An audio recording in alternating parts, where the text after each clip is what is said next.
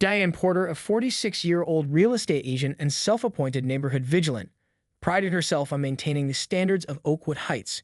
She'd lived in the peaceful suburban community for 15 years and considered herself its unofficial guardian. From her kitchen window, she monitored the comings and goings on Maple Street with eagle-eyed precision, keeping a mental log of anything she deemed suspicious. Her neighbors had a different name for her behind closed doors: Karen. The morning routine never varied. By 6:30 a.m., Diane was perched at her breakfast nook, Italian roast coffee in one hand, cell phone in the other. Her immaculately highlighted blonde bob framed a face perpetually ready to disapprove. Today, she noted that the Hendersons' teenage son had arrived home at 6:22 a.m. Clearly, he'd been out all night. She made a mental note to mention this to his mother at the next HOA meeting. The paddle's garbage can have been left at the curb since yesterday's collection, a clear violation of the neighborhood covenant that stated all receptacles must be removed within 12 hours of pickup. She snapped a quick photo as evidence. Diane's living room wall featured 3 framed certificates: Neighborhood Watch Captain 2018 to 2020, Oakwood Heights HOA Board Member, and Top-Selling Real Estate Agent, Silver Division 2019. She hadn't won any recognition since then, a fact that gnawed at her daily. Her recent divorce from Richard had left her with a house but without the social standing she once enjoyed. The community sympathy had initially been with her when Richard left for his younger administrative assistant, but Diane's increasingly rigid behavior had quickly eroded that goodwill.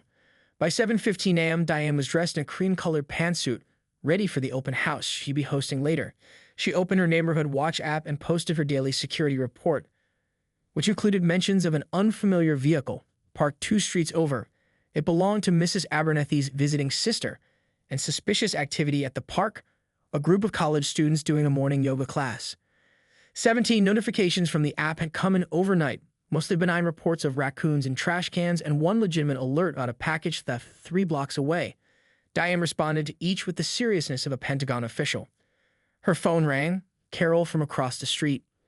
"Did you see what those new people did to their yard?" Carol asked without preamble. "The house on the corner?" "Not yet," Diane replied, already moving toward her front window. "They painted their door red. Bright red. The guidelines clearly state earth, tones only." Diane felt the familiar surge of righteousness flood her system. "I'm looking at the covenant right now. Section 4, paragraph 3. All external paint colors must be approved by the architectural committee." "Did they submit a request?" "You know they didn't," Diane said, her voice dropping to a conspiratorial whisper. "I'm the committee secretary. Nothing came through." After hanging up, Diane pulled out her neighborhood incident notebook, a black leather-bound journal where she documented every perceived transgression.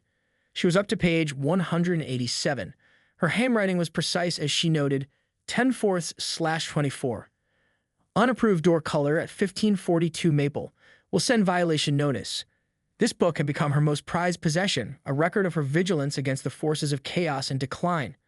What Diane didn't realize, what she never seemed to grasp, was how the neighborhood's perspective on her had shifted. The community Facebook group she wasn't invited to join had a pinned post, Diane Alert System, where neighbors warned each other when she was on one of her patrols. Her nickname had evolved from simply Karen to Complaint Department Diane and occasionally the HOA Hawk. As she straightened her protected by Neighborhood Watch yard sign, Diane Porter had no idea that her sense of power was built on increasingly shaky ground. The Williams family moved into the house across the street 3 months ago, Marcus and Layla, both doctors, and their 2 young children. As one of the few black families in the predominantly white neighborhood, they were aware of the occasional stares but were determined to make this their home. They renovated the previously neglected property, planted a vibrant garden, and quickly befriended most neighbors. Most except Diane, who watched their every move with narrowed eyes and pursed lips. The Victorian-style house at 1547 Maple Street had sat vacant for nearly a year before the Williams family purchased it. The previous owners, an elderly couple, had left the property to their son who lived overseas and had little interest in maintaining it. By the time Marcus and Layla found it, the once stately home had fallen into disrepair, peeling paint, overgrown lawn, and a reputation as the neighborhood eyesore. "It has good bones," Marcus had told Layla during their first viewing. His deep voice carried the quiet confidence that had made him one of the most respected cardiologists at Mercy General Hospital. At 38, with a trim beard peppered with early gray and wire-rimmed glasses, Marcus carried himself with a natural dignity that put his patients at ease. Layla, 36, a pediatric surgeon with quick hands and quicker wit, had immediately seen the potential. "The kids will have actual space to play," she'd said, thinking of their cramped downtown apartment. Their children, Zoe, age 8, and Miles, age 5, had raced through the empty rooms, their laughter echoing off the high ceilings. The renovation began immediately. The Williams hired local contractors, paying premium rates for quality work. They meticulously researched the home's original architecture, determined to restore rather than remodel. The neighborhood watched with growing approval as scaffolding went up, dumpsters filled with debris, and the eyesore gradually transformed into the street's showpiece. Except for Diane Porter. From day one, she found reasons to document the Williams' existence. Construction noise at inappropriate hours, she'd written in her notebook. Though the workers never started before 8 a.m., unattended delivery packages. She'd noted when Layla had a medical textbook delivered while at work. Suspicious gatherings, she reported to fellow HOA members when Marcus's brother and his family visited from Chicago. The Williams noticed Diane's surveillance but chose not to engage directly. Not worth the energy, Marcus had told Layla after catching Diane photographing their newly planted Japanese maple, which she later claimed violated height restrictions, though it clearly didn't. Instead, they focused on building relationships with other neighbors. Layla joined the local gardening club, sharing cuttings from her grandmother's legacy plants. Marcus volunteered to coach the neighborhood children's basketball league that had been without leadership for 2 seasons. Zoe befriended the elderly woman next door, Mrs. Chamberlain, reading to her 3 afternoons a week. Even young Miles charmed the retired couples on the block who delighted in his dinosaur expertise and endless questions. By their 3rd month, the Williams had been invited to 4 neighborhood barbecues, 2 book clubs, and the annual block party planning committee. Their home had become a natural gathering spot, with a restored front porch frequently hosting impromptu weekend conversations over lemonade or hot chocolate, depending on the weather.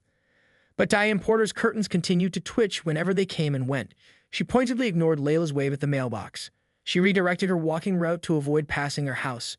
And each night she added to her notebook, Williams family continuing to monitor the situation. On a warm Saturday afternoon, Marcus was unloading photography equipment from his car. Photography had been his passion since college, a creative outlet from his demanding career as a cardiologist. Diane marched across the street, demanding to know what he was doing and why he had so many expensive things. When Marcus calmly explained they were his photography supplies for a charity event he was documenting the next day, Diane scoffed and warned him that people were watching. The October sun hung low in the sky, casting long shadows across Maple Street. Marcus had spent the morning at the hospital. A heart transplant patient had developed complications, but had rushed home to prepare for tomorrow's charity event. The Children's Hospital Foundation had asked him to photograph their annual fundraiser, a responsibility he took seriously despite his already demanding schedule. He popped the trunk of his Tesla Model Y and began carefully extracting his equipment: 3 camera bodies, a collection of specialty lenses, lighting equipment, and a collapsible backdrop system. The entire setup had cost more than his first car, but photography had become more than just a hobby. His images had been featured in medical journals and increasingly in art galleries focusing on humanitarian themes. Focused on his mental checklist, Marcus didn't notice Diane Porter until she was standing at the edge of his driveway, arms crossed tightly over her beige cardigan. Her lips were pressed into a thin line, eyes scanning the equipment spread across the driveway. "Excuse me," she called out sharply. "What exactly are you doing with all that?" Marcus straightened, offering a polite smile despite his surprise. In the 3 months since moving in, Diane had never directly spoken to him or his family. "Just unloading some photography equipment," he replied, gesturing to the gear. "I'm shooting a charity event tomorrow." Diane took 2 steps closer, her gaze now openly suspicious. "That's an awful lot of expensive things to have just lying around in the open." The implication in her tone wasn't subtle. Marcus felt a familiar tightening in his chest, the same sensation he'd experienced countless times before when someone made assumptions based solely on his appearance. "It's my professional equipment," he explained, keeping his voice deliberately even. "I've been a photographer for over 15 years. "I thought you told the HOA you were a doctor," Diane countered, her tone suggesting she caught him in a lie. I'm a cardiologist at Mercy General. Photography is my passion project." He gestured toward the house. "My wife, Layla, is a pediatric surgeon there as well. I believe we mentioned that when we submitted our homeowner information." Diane's eyes narrowed as she surveyed the equipment again. "Well, you should really be more careful. This is a nice neighborhood. We don't usually have people with unusual items just out in the open like this." Marcus took a slow breath. "I appreciate your concern, but I'm just transferring this from my car to my house. It'll be inside in a few minutes." "And what kind of charity event requires all this?" The quotation marks she placed around charity event were audible in her skeptical tone. "The Children's Hospital Foundation annual gala. They raise money for pediatric cancer research." Diane responded, clearly unconvinced. She pulled out her phone and appeared to take a photo of the equipment. Well, just so you know, this neighborhood has an active community watch program. People are always watching. If there's something specific you're concerned about, Ms. Porter, Marcus asked directly, his patience waning but his composure intact. I'm just doing my duty to keep this neighborhood safe, she replied, turning to walk away. Some of us have lived here for decades and know what belongs and what doesn't. Marcus watched her retreat across the street, feeling the weight of her words. As a successful physician who had navigated predominantly white spaces his entire career, he recognized the subtext immediately.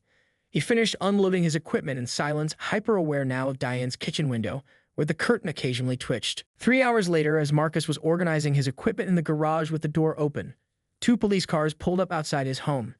Diane had called 911, reporting a suspicious man with unusual equipment who doesn't look like he belongs in the neighborhood.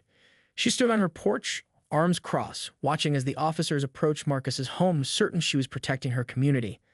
The afternoon had faded into early evening, the garage illuminated by overhead LED panels Marcus had installed during the renovation. He had just finished cleaning his camera lenses and was arranging equipment cases in preparation for tomorrow's event. A podcast about advances in cardiac imaging played from his phone as he worked, focused and methodical. The flashing blue and red lights came into view first, reflecting off the houses across the street. Marcus stepped toward the garage entrance, puzzled, wondering if something had happened in the neighborhood. The sight of 2 police cruisers stopping directly in front of his house sent an immediate chill through his body. 4 officers emerged, 2 from each vehicle. Their hands rested casually near their holsters as they surveyed the property. The lead officer, a heavy-set man with a weathered face, approached cautiously. "Good evening, sir," he called out formally. "We received a report about suspicious activity at this address." Marcus stood perfectly still, his mind racing through protocols he discussed countless times with his children. "Move slowly, keep your hands visible, speak calmly." "I live here," he stated simply. "May I ask what kind of suspicious activity was reported?" "We got a call about someone with unusual equipment who might be casing houses in the area," another officer explained, his eyes scanning the photography gear arranged neatly on a folding table. "That's my photography equipment," Marcus explained. "I'm a doctor at Mercy General, and I also do professional photography. I'm preparing for an event tomorrow." He kept his hands in plain sight, fighting the urge to reach for his wallet to show identification. "Going to need to see some ID, sir," the first officer requested, maintaining a professional but guarded tone. "My wallet is in my back pocket. I'm going to reach for it slowly." Marcus narrated his movements, a habit he developed over years of similar encounters. He produced his driver's license along with his hospital ID badge that he had forgotten to remove after his morning shift. From across the street, Diane Porter watched from behind the partial cover of a decorative column on her front porch. She had changed into what she considered her professional attire, pressed slacks, and a navy blazer, before making the call, as if dressing the part of concerned citizen would lend credibility to her report. Her arms were crossed tightly across her chest, her posture rigid with self-righteousness. To Diane, the scene unfolding was confirmation of her vigilance. The police presence validated her suspicions. She had performed her civic duty by reporting the unusual activity, protecting property values and community safety. The fact the man lived in the house was, to her mind, irrelevant. She had seen the expensive equipment and determined it didn't belong, either in the neighborhood or in his possession. Her phone vibrated with an incoming text. "Carol from down the street. Why are there police at the Williams house?" Diane quickly typed back, "Someone suspicious with equipment. I called it in. Keeping watch now." As an older couple walking their dogs slowed to observe the scene, Diane stepped forward slightly, prepared to explain her actions to anyone who asked. In her mind, she was the hero of this story, the vigilant guardian who had potentially prevented some nefarious activity. The small crowd beginning to gather at a respectful distance only reinforced her sense of importance. What she couldn't see from her vantage point was the officer's face as he handed the ID back to Marcus. She couldn't hear the shift in conversation that was about to change everything. The responding officers, Sergeant Rivera and Officer Chen, recognized Marcus immediately. Just last month, he had saved Sergeant Rivera's mother during a cardiac emergency at the hospital. The officers apologetically explained the situation to Marcus, who was understandably upset but remained composed. When they revealed that a neighbor had called about suspicious activity, Marcus glanced across the street at Diane's partially concealed figure behind her curtains. "Dr. Williams." Sergeant Rivera's formal tone suddenly shifted to one of surprise and recognition. The stocky veteran officer stepped closer, his posture visibly relaxing. "I didn't realize this was your residence." Marcus nodded, still maintaining his careful composure. "Yes, we moved in about 3 months ago." Officer Chen, a younger Asian-American officer who had been scanning the photography equipment, looked up sharply. "Wait, Dr. Marcus Williams from Mercy General?" That's right, Marcus confirmed, allowing himself a small exhale as the tension in the air dissipated. Sergeant River returned to his colleagues, explaining, Dr. Williams performed emergency surgery on my mother last month, saved her life after a major heart attack. He turned back to Marcus, genuine emotion crossing his weathered features. She's doing well, doctor. Following all your recommendations, my family can't thank you enough. The other officers stepped back, their hands moving away from their weapons. Officer Chen approached the garage table with interest rather than suspicion. And you're a photographer too? Just a serious hobbyist, Marcus explained, a knot in his stomach slowly unwinding. I'm documenting the Children's Hospital Foundation gala tomorrow. These are just my cameras and lighting equipment. Sergeant River removed his hat, running a hand over his close-cropped hair. Dr. Williams, I'd apologize for the disturbance. We received a call about, he hesitated, choosing his words carefully, suspicious activity involving photography equipment that might be used for criminal purposes. Marcus' expression remained neutral, but his eyes reflected a weary understanding. May I ask who made the report? The officers exchanged glances, but Officer Chen answered directly. A neighbor reported someone who didn't look like they belonged with expensive equipment. Department policy prevents us from naming the caller, but she gestured vaguely toward Diane's house. Across the street, Diane had stepped fully onto her porch, her face a mask of confusion as she watched the increasingly casual interaction. The officers should be handcuffing the suspect by now, she thought, not chatting with him like old friends. This isn't the first time this has happened to me, Marcus said quietly, though usually it's when I'm photographing in public spaces, not in my own home. Sergeant River nodded grimly. Unfortunately, we have to respond to all calls, but I want you to know this was completely unwarranted. We'll be having a conversation with the reporting party about appropriate use of emergency services. By now, several neighbors had gathered on the sidewalk at a respectful distance, watching the scene unfold. Among them was Elaine Johnson, a retired history professor who lived 2 doors down. As the officers' body language relaxed and they began examining Marcus's photography equipment with genuine interest, Elaine's phone was capturing the entire interaction. I should let you get back to your preparations, Dr. Williams, Sergeant Rivera finally said, extending his hand. And please give my personal regards to Dr. Layla Williams as well. The pediatric surgical team she leads saved my nephew last year after his accident. As the officers returned to their vehicles, Marcus noticed Diane's expression had changed from smug satisfaction to visible discomfort. She retreated into her house as the police cars pulled away without taking any action. Marcus stood in his garage doorway, watching the small crowd of neighbors dispersing, some waving supportively in his direction. The familiar mixture of relief, exhaustion, and simmering anger washed over him, a cocktail of emotions he had experienced too many times before. Unknown to Diane, another neighbor, Elaine Johnson, had witnessed the entire incident and recorded Diane's confrontation with Marcus. Disgusted by what she saw, Elaine shared the video in the neighborhood's online community group. By evening, the video had circulated widely among residents, along with information about Marcus's distinguished career and his community volunteer work. Neighbors began leaving flowers and apology notes at the Williams' doorstep. The Oakwood Heights Community Forum group chat exploded with activity at 7:43 p.m. when Elaine Johnson, retired history professor and neighborhood archivist, posted 2 videos, the afternoon confrontation between Diane and Marcus, which she had filmed while watering her front garden, and the later police response, which she had captured from her evening dog walk. I'm sharing this because we need to do better as a community, Elaine wrote beneath the videos. The Williams family has brought nothing but positive energy to our neighborhood, and this is how they're being treated. Dr. Marcus Williams is a renowned cardiologist who has saved countless lives. His wife, Dr. Layla Williams, leads the pediatric surgical team at Mercy General. They deserve better from us. Within minutes, comments flooded in. This is disgusting. Who called the police on them? We all know who it was. Diane Porter's been targeting them since they moved in. I had no idea Dr. Williams was my mother's surgeon last year. He literally saved her life after her heart attack. Their daughter Zoe reads to my grandmother 3 times a week. Sweetest child ever. Michael Abernathy, the Neighborhood Association president, quickly organized an emergency Zoom call.